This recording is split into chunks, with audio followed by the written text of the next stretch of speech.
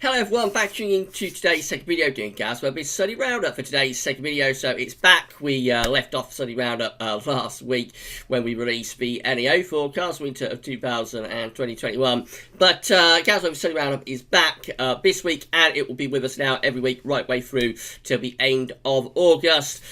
And then we will stop doing the Sunday roundup from the beginning of September, as we'll be into our winter updates. And that's going to be coming around much quicker than we think, I reckon. So it won't be long now before we're starting to think about the winter updates at the beginning of September. But for the time being, the next couple of months, the Sunday roundup is back. And so we're going to be bringing you your eclectic mix of this and that. We're going to be looking at things like sea surface temperature anomalies, solar activity, the SOI, the the NEO, the QBO, and we'll have a look at weather next week, 10 days as well. So sit back, relax, and enjoy.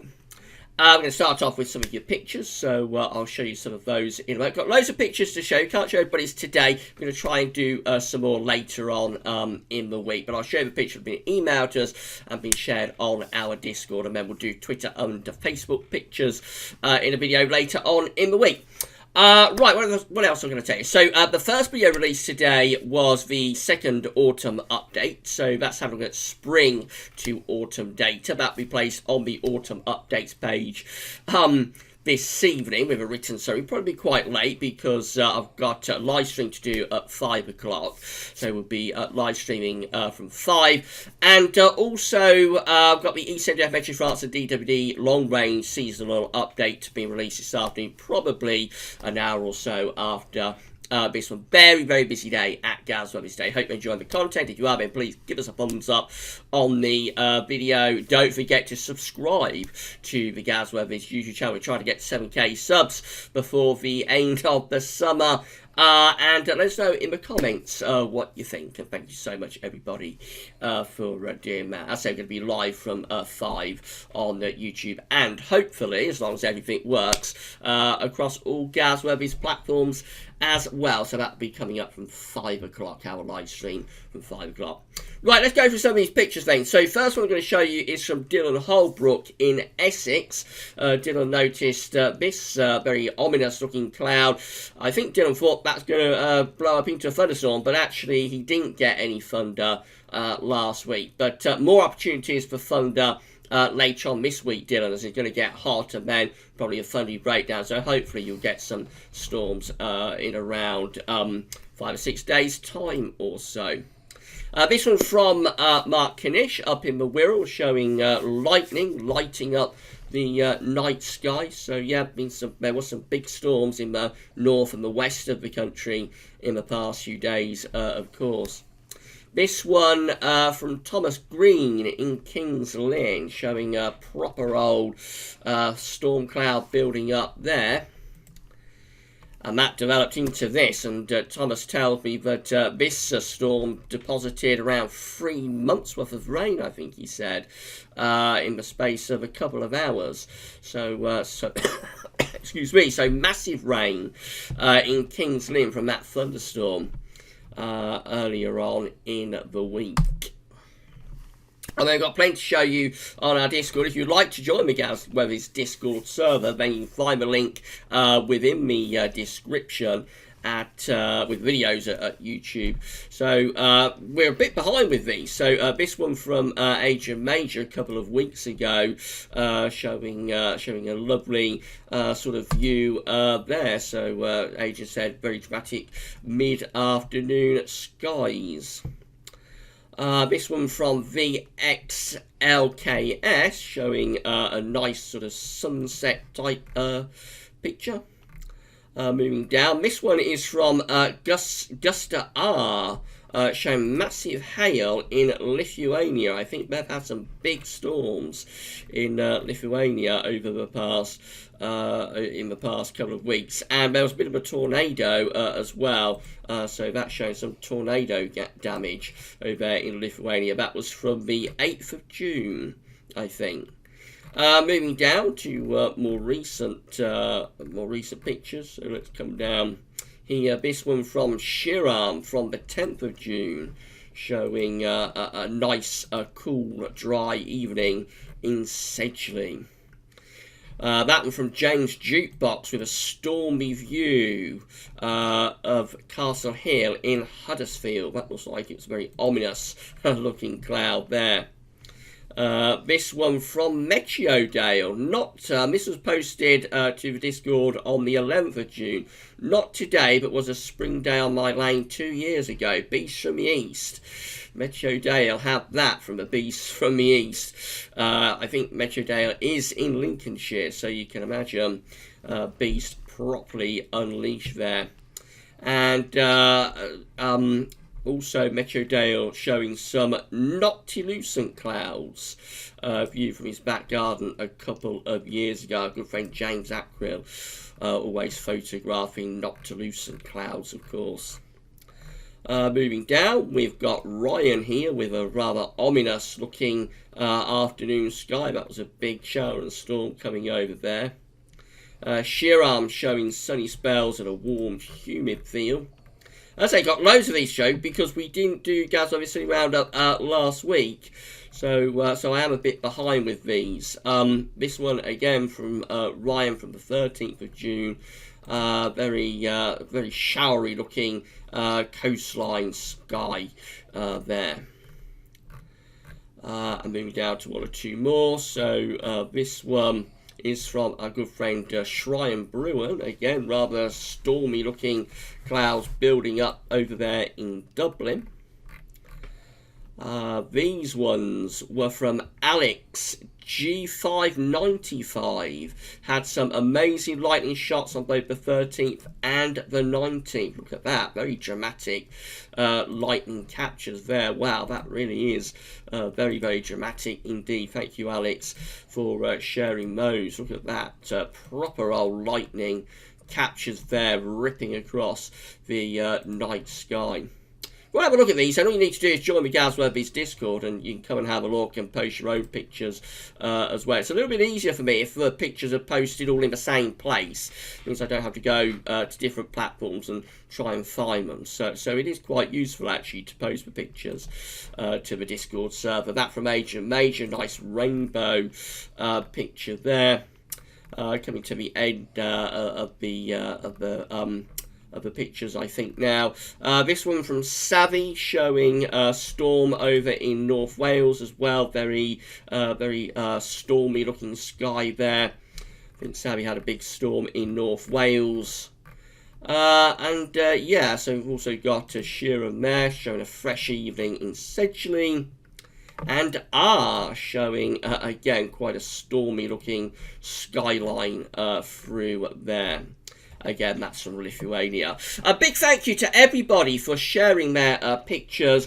As I say, we're going to do some more later on in the week. The pictures have been shared on Twitter and also on Facebook too. Got loads of picture jokers. Didn't do GavsWeatherVids Sunday Round Up last week, so I am a bit behind with these, but we will show you some more in a video in the next few days. If you would like to have your pictures featured within GavsWeatherVids Sunday Round Up, what you need to do is either post them to the Discord on the comment box at GavsWeatherVids, email them to us at GavsWeatherVids@gmail.com, or share them on our social media accounts, and we will show some of the pictures when we can. Big thank you to everybody for sharing their pictures.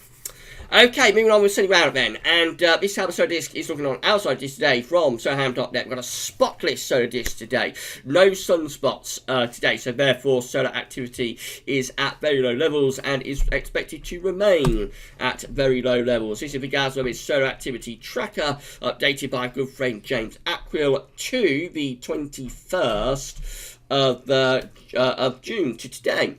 And you can see that of course, the thick green and thick red line, these are our trend lines. The thick orange line is depicting each individual day's worth of sunspot activity. You can see that just here we are actually spotless again. We've had a few more days of spotlessness after a little bit more activity around a week or so ago. So yes, we did get some sunspots around a week or so ago. At the moment, though, we've gone spotless once again. That little burst of activity was enough to lift the trend lines up ever so slightly. Trend lines did lift up ever so slightly last week. It looks like they're beginning to sort of flatline off, though. if we have several days without any sunspots, we'll probably see those trend lines beginning to drop again. Overall, you can see that we remain with very weak solar activity. We remain at solar minimum, and I think we'll be in solar minimum for some time, some considerable time to come. Big thank you to James for sending that through. Moving on to this. So this is from my good friend Richard Short. So this is showing spotless days and the current spotless stretch. So the current spotless stretch is 5 days. Let's change the colour. It's 5 days. And for 2020 so far, we have had 127 days without any sunspots. That's 74% of the year, compared to 2019 in totality, which had 2,081 days without sunspots, and that was 77% of the year. So we remain well and truly at deep solar minimum. So yes, and this is going to go on for some time to come, I think. I would imagine we'll hear quite soon from NASA about we started solar cycle 25, but I think it's going to be a pretty slow old lift up into solar cycle 25. So I expect more very weak solar activity to continue probably for the rest of this year, really. Big thank you to James and Richard for sending those through. Now, this is how the oceans were looking when we did the, I think it was a video on Saturday, not this Saturday before, so a week last Saturday. We did a video before we released the NEO forecast, and in that video on Saturday last week, we looked at the ocean, because we wasn't going to be doing GavsWeatherVids Sunday Round Up due to releasing the NEO forecast. So this was from the 13th of June. 3 areas of interest, of course. We've got the Equatorial Pacific Ocean just here, we've got the Northern Pacific Ocean over there, and then we've got the North Atlantic Ocean over there. That's how the oceans were looking when we did that video a week last Saturday. This is the latest. So this brings us up to date. The latest chart we can show you from the 19th of June. So in the ENSO region, we have seen further strengthening of the La Nina signature. Again, if we go back to last week, that's how things looked last week. This is how things look this week. Yes, I think we have seen a further strengthening of these colder than average sea surface temperature anomalies, particularly in the eastern part of the Equatorial Pacific Ocean. So definitely we are seeing the La Nina signature beginning to strengthen and starting to push out into some central and even western parts of the Equatorial Pacific Ocean to some degree. It's still a relatively weak La Nina, but it has strengthened quite a bit, that. So it is beginning to head, for the eastern part of the Equatorial Pacific Ocean anyway, I mean, it is beginning to head towards moderate La Nina type levels, as opposed to weak La Nina levels, which, of course, has always been the big unknown about this summer. A rapid flip into moderate or strong La Nina is going to probably be quite bad news for this summer, and I'll say no more than that. Also bad news, GavsWeatherVids summer forecast, of course. Going further north into the Northern Pacific Ocean, that's how things looked a week last Saturday. This is the latest, so everything remains pretty warm up here in the northeastern part of the Pacific Ocean. And then over in the Atlantic Ocean, again, let's have a look at the situation week last Saturday, situation today. So we're seeing warming of the sea surface temperature anomalies through the tropical Atlantic. Things are getting ever warmer there. That raises alarm bells and questions about the hurricane season, of course. When you've got a lot of warmer than average sea surface temperature anomalies through the tropical Atlantic, it means there is a lot of energy available to start powering up. Well, initially thunderstorms, hurricanes, tropical storms begin as thunderstorms, but eventually they power up to areas of low pressure, and then tropical storms, and then ultimately to hurricanes. Going further north into the northern part of the Atlantic, so up here it's relatively warm. It's relatively warm through here, but it's cooler through here. It looks like we still have a tripole really in the Atlantic, warm over cool over warm. It has got warmer towards Newfoundland though. Just here it's getting pretty warm up through there. So keep an eye on the oceans, of course, over the next few weeks with GavsWeatherVids Sunday Round Up. SOI next, so this is the Southern Oscillation Index. Now, this is just an index that's reflecting the atmospheric state in the South Pacific. It's not driving anything, so in terms, it just tells us what the atmosphere is doing. When the SOI is negative, then the atmospheric setup is going to be reflective of El Nino. When the SOI is positive, the atmospheric setup will be reflective of La Nina. And, of course, to get these events going, you need both the ocean and the atmosphere to couple up. We can see that in the ocean we have got the equatorial Pacific Ocean moving towards the La Nina type state. But what's the atmosphere doing? Let's move down and we can see that actually the ocean at the moment, the atmosphere I should say at the moment, is more towards El Nino, quite interestingly. So if we go further down here, we can see that around I think we picked this up on the last GavsWeatherVids Sunday Round Up probably, around the 5th, 6th of June, we went down to minus 46, minus 38 with the SY. That's very, very negative with the SY.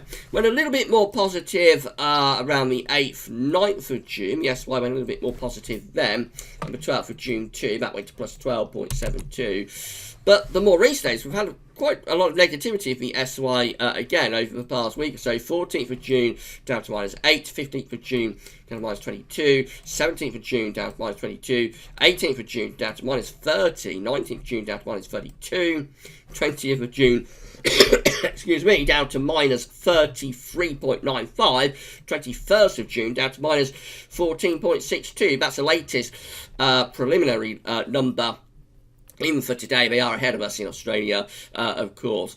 So over the past week we have seen negativity of the SY, and that goes against the idea of a La Nina. So if we see negativity of the SOI continuing over the next few days, weeks, and possibly a couple of months, that would probably put a stop on this developing La Nina. You'd have the ocean and the atmosphere fighting against one another, and we're probably far enough on to still have a weak La Nina, but it probably wouldn't strengthen to like a strong or moderate to strong event. Got to have the ocean and the atmosphere coupling together to be able to really get these events to snowball.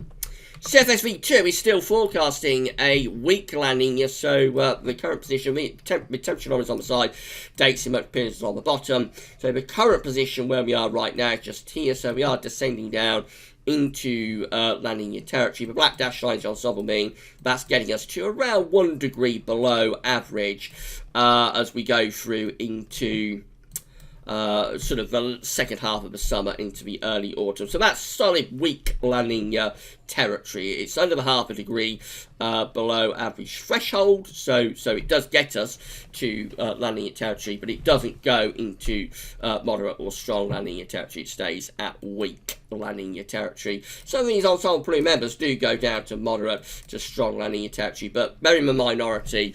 The general direction of CFSV2 is towards a weak La Nina.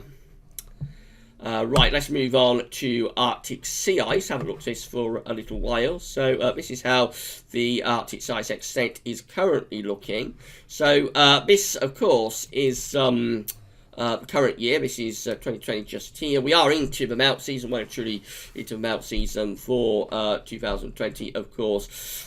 This melt season will bottom out sometime in early September, just here, dates again along the bottom of the chart. Let's put in our more recent averages. So that's the 2011-2019 average. We're very close to that, so we're on a par with our most recent 10-year average. We're under 2001 to 2010. Of course, we're under 1990 to 2000 and 1979 to 1990 as well. Let's get rid of all those averages, show some individual years. So this is where we was at this point in 2019, very much on a par with that. Very close to 2018 as well. Very close to 2017. Close to 2016 too. That's 2015. Again, quite close to that. 2014. We're a little bit under 2014, 2013, I think. And then this is the death spiral year, 2012. So let's get rid of all those other years so you can see how we compare to death spiral. And we're pretty much on a par with the death spiral year at the moment. Actually, we was quite a bit under 2012 earlier on in this melt season. We have sort of reached crossover now with 2012. So maybe we're going to do something a little bit like that, and we won't get a death spiral, but we shall see how that plays out, of course, over the next few months. QBO, next is quasi-binary oscillation. Remember, this again, it's just an index that's reflecting the atmospheric state. This is sort of depicting the strength of the zonal westerlies. When you're in the easterly phase of a QBO, you weaken the zonal westerlies. When you're in the westerly phase of a QBO, you strengthen the zonal westerlies. And, of course, we should be going into the easterly QBO. We should now be truly into the easterly phase of the QBO. But it looks like, well, we know the easterly QBO is struggling. Definitely. It looks like we may even get a failure of this easterly QBO, although it is a little bit early to still say that. But where we've got these blue coloured areas, that's the easterly QBO. That's the easterly QBO just there, and the last easterly QBO from 2017 to 2018 just here. This is the last westerly QBO from 2018 through 2019. So this is what we should be seeing with the ECQBO. We should be seeing the ECQBO descending nicely through the atmosphere from the stratosphere at the top to the troposphere, which is kind of like 30 to 50 HPA. If we come over here and zoom in, let's have a look at it up close. So you can see, but what's actually happening is that Westerly QBO just won't go. We've got the ECQBO down here in the lower levels of the troposphere and up here, or it was up there, like within the stratospheric level. But now we've got the Westerly QBO right at the stratospheric level, around 10 HPA, and also around here. Now, does that look like Westerly QBO is reforming through here? Does that look like the Westerly QBO is reforming, and possibly we're at the beginnings of a new westerly phase of the quasi-binary oscillation? If that is what is happening, to me it does look a little bit like that. If that's what's happening, then that would be a failure of the easterly QBO. That'd be the first, that'd be the second failure of the easterly QBO that we've had in like 5 years or so. The first one was 2016. The QBO should be regular. The QBO should be like a pulse or a heartbeat that constantly oscillates between the easterly and westerly phases. As far as we know, we've only been registering the QBO since the 1950s. So it's possible the QBO does behave abnormally like this more often than we think. But as far as we know, the QBO should be very regular, should be pulse or heartbeat-like. So if this is another failure of the QBO, a second failure in like 5 years, and this time without a supernegator, because the first failure in 2016 was really put down to the super El Nino that was going on there. We haven't got that this time. Actually, we're more towards La Nina. So if this is a second failure of the easterly QBO, then that's going to cause a lot of head scratching, and that's going to cause a lot of concern, I think, for many people, if this is a second failure of the easterly QBO in sort of 5 years or so. Now, it is still too early to say that we are going to have, or we are having a second failure of the easterly QBO, but to me, that's starting to look a little bit like Westerly QBO is beginning to reform and beginning to sort of strengthen and power up, if anything, possibly take us off into another westerly phase of the QBO. So very interesting times as far as the QBO is concerned. We will be keeping a very, very close eye on it over the next few weeks and months, of course. So all we can do is monitor and see what happens. Arctic oscillation observed in the forecast looks like this. So the black line shows where we've been with the Arctic oscillation, red line. And by the way, if you think that the QBO is reforming, the Westerly QBO is like reforming and developing, and we're about to go off into another westerly phase of QBO, let me know in the comments what you think about that. Do you think that's what's happening there? To me, that does look a little bit like it could be. Right, Arctic oscillation observed with forecast. So this, the black line shows where I've been with the Arctic oscillation, red lines again, where GFS ensembles are forecasting the Arctic oscillation to go. So, of course, it's just an index that's reflecting the atmospheric state. It's not driving anything in its own terms, just tells us what the atmosphere is doing. When the AO is in its positive phase, we've got low pressure over the Arctic. When the AO is negative, we've got high pressure, got blocking over the Arctic. We've been neutral with the AO generally over the past week or so around there. GFS ensembles, red lines at the M, forecasting the Arctic oscillation to stay around neutral as we go into early July. So we neither have a positive or a negative AO at the moment. The NAO is looking like this. So again, same idea. Black line shows where I've been with the NAO. Red line 78, where GFS ensembles are forecasting NAO to go. Just an index that's reflecting the atmospheric state, not driving anything. In its own terms, just tells what the atmosphere is doing. And of course, we're measuring air pressures in the North Atlantic this time as opposed to the Arctic. So again, the NEO has been around neutral over the past week or two. We're currently around neutral at the moment. GFS ensembles probably hinting that the NEO is going to go more towards the negative side as we move in towards the beginning of July. So a neutral AO, possibly a negative NEO. As we go into the start of July. That's relatively uncommon, relatively unusual, and how that would impact weather patterns would be interesting to see, actually. That could turn us cooler and more unsettled for the early part of July, but it'll be interesting how that works out.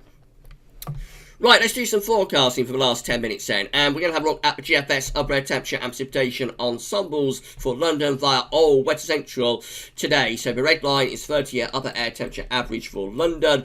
We're around average with the upper air temperatures at the moment. They're going to lift up though over the next few days. We've got hot weather to come. We've talked about this in the videos a lot over the past few days. So yes, we see the upper air temperature living up to 15 Celsius at 850 HPA. Hot weather is on the way. That's going to get us into the low 30s, I think, particularly through Wednesday, Thursday, possibly to Friday as well, depending on how quickly thunderstorms break out on Friday. After that, we get a fungi breakdown and temperatures drop. So go back towards average, freshen up next weekend. Possibly another warm-up appearing just here. We need to keep an eye on this period. It's like the 1st to the 3rd of July.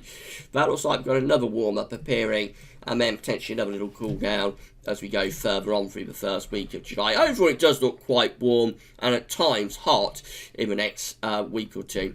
Precipitation-wise, as it gets hotter, it's associated with high pressure, so there's going to be a lot of dry weather as well. That's where the fungi breakdown is, not looking particularly dramatic for London at the moment, but of course it's early days for that. And then beyond that, through the first week of July, some showers coming through, but not particularly unsettled. It does look as though southeastern parts of the country will probably have quite a dry couple of weeks, actually, and plenty of warm, at times quite hot weather is involved in that.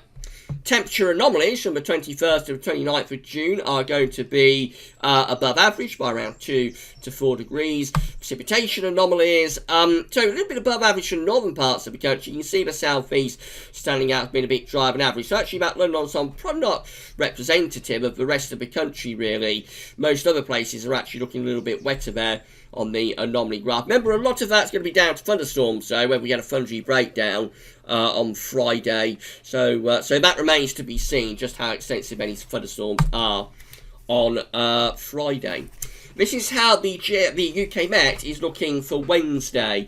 So on Wednesday, high pressure sitting over to the east of the country, bringing in these hot east to south easterly winds, dry, fine, hot weather. That carries on into Thursday as well. We might just spark off 1 or 2 thunderstorms on Thursday, but generally it's dry and hot for Wednesday and Thursday. Down in the south, anyway, it won't be as hot as that in the north. This is fungi breakdown. This is Friday. So low pressure developing out to west of Ireland. There'll be a weather front pushing in from the southwest. That brings a risk of thunderstorms where it as it moves into that hot and humid air. By the time we go through to Saturday, we're into a much cooler, fresher and showery westerly wind with this area of low pressure just to west of Ireland. That's a classic, really, really classic 3 hot days and a thunderstorm type British summer scenario. You get the ridge building over and to the east of the country on Wednesday, pulls up hot air from the south, gets even hotter on Thursday and maybe sparks off 1 or 2 thundery showers, but most places are dry and quite hot on Thursday as well, with high pressure to the east, winds up from the south. Then you generate an area of low pressure by the heat and humidity by Friday. That brings risk of thunderstorms. And by Saturday, you're back into a cooler, fresher westerly flow. That's absolutely classic British summer fare. And it's a classic example of 3 hot days and a thunderstorm. This is how the GFS is looking. So the 6 o'clock run, just updating as we're doing the video, by the way, but we can't show you that. This is a midnight run. So high pressure is sitting over to the east of the country on Wednesday, drawing up those hot southerly winds. Risk of a few thundery showers perhaps on Thursday, but Thursday probably mainly dry and hot again. Upper air temperatures look really warm through most parts of the country. Friday, this is when we could generate some thunderstorms. Again, upper air temperatures looking pretty hot. Saturday, we're into a cooler, fresher push from the Atlantic as those storms clear away to the North Sea. And then we go into a cooler and showery spell of weather as we move towards the end of June. Possibly just starting to get some ridging building up from the south again by the time we get through to the beginning of July. That's day 10, Wednesday, the 1st of July. In the more extended range, gradually becoming more unsettled through the first week of July with the GFS. But GM looks like that. Again, hot southerly winds for Wednesday. Still hot on Thursday, fungy breakdown, risk of thunderstorms on Friday, then cooler, fresher air coming in from the Atlantic through Saturday. That's still with us on Sunday too. And then moving up towards day 10, the GM tries to build the Azores high back up from the southwest. That turns England and Wales very warm and dry again as we get to the 1st of July, but Scotland would still be a little bit cooler and more showery. The ECM, hot southerly winds for Wednesday. That carries on into Thursday too. Fungy breakdown on Friday. All models are in agreement about this week, so it's nice to have a cross-model agreement for once on what's happening. So funny breakdown on Friday, then we're into cooler, fresher winds for next weekend. Then beyond that, we move up towards day 10. A little bit showery from the northwest. The Azores highs trying to build from the southwest, turning England and Wales drier and warmer once again. So really, up to day 10, we've got pretty good model agreement actually on the way forward. Going to get hot for a few days this week, around 3 days of hot weather for the south. Thundery breakdown on Friday. Cooler, windy and showery next weekend. And then beyond that, probably turning warmer and drier for England and Wales up to day 10. Scotland and Northern Ireland could be still a little bit on the unsettled side. This would be precipitation forecast based on that ECM run from Meteo.com. So we've got wet and windy weather clearing away today. That's going to be replaced by sunshine and showers. Then into tomorrow and Tuesday, the rains mainly in the northwest. Most other areas are looking pretty dry through much of next week. Thunderstorms break out towards the end of next week, particularly in the west, but there is a push across the country. The moment suggesting more central and northern areas, very few thunderstorms in the southeast. It's really early days to be sorting out that thundery breakdown though. So we'll know more about that sort of Wednesday time, I think, just how extensive the thunderstorms will be. Expect to see storm watch though some point in the week, I would have thought. Then going to weekend, it's windy and showery, particularly for the north and the west. Very little rain going down to the south though. And then the Azores high starts to build back, probably turning us a little bit drier by the time we get through to day 10. We can't show you the options on the table within the ECL ensembles today because they haven't updated the Icelandic Met Office yet. We'll bring you those in the live stream this afternoon. Then finally, CFS V2, so these are 500 millibar heights, break it down into weekly pairs. The first weekly pair will take us around the 21st to 27th of June. The coming week, we'll have high pressure over to the east of the country, low pressure out to west. Going to be hot and also quite unstable with winds coming up from the south. Could generate thunder by Friday. Then we go through to week 2, which is the 28th of June to the 4th of July. High pressure slips back into Central Europe, then low pressure in the Atlantic, cooler and more unsettled with westerly winds for the beginning of July. Week 3 builds high pressure back. This is the 5th to the 11th of July. Another ridge gets going, more or less over the top of the country. Jet stream and low pressure is pushed away northwards. That would turn us dry, of course, and probably quite warm, maybe even a little bit hot again. And then week 4 is the 12th to the 18th of July. High pressure remains sort of centred slightly to our south and southeast. Might go a bit more unsettled with low pressure up to the north, but what this could be doing is pulling up some quite hot air from the south actually. So of course, anytime you have high pressure to our east, that's going to turn the winds to more of a southerly direction. So that could be, I mean, it might start going more unsettled again, might start to turn thundery, but that could be turning hotter there through the middle part of July. Excuse me, again. And then finally, we'll just have a look at the CFS V2 for July. So this is the latest 700 millibar height anomaly from the CFS V2 for July 2020, placing an area of above average heights, high pressure slap bang over top of the country, jet streams up here. You would expect with that a very warm if not quite hot and dry month, to be honest. Although the temperature anomaly isn't anything to get particularly excited about. It's only slightly above average, but nevertheless, if you've got a high pressure centred over top of the country in the middle of summer in July, then it's bound to be at the very least pretty warm. And also, it's a weak signal, but also hints at being slightly on the drier side as well for July. Right then, so that's it for the Sunday Roundup for this week. I hope you enjoyed the video.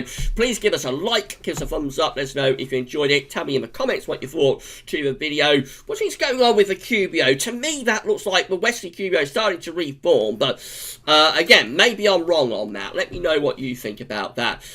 Make sure you're subscribed to the channel and all of that good stuff, and that's it. So Sunday Roundup is back next week, of course. So in around an hour or so's time, we'll have the ECMJF Message Answer DWD long range update. That's going to be quite an interesting watch, I think. And then we're live streaming from 5. In that live stream, I'm going to show you the latest forecast of the Beijing Climate Centre seasonal model for the winter of 2020-21. We'll be taking questions, fully interactive, all of the usual stuff that we do on the live stream. So that's going to be from 5 o'clock. But Sunday Roundup, that's all for now. Thanks for watching.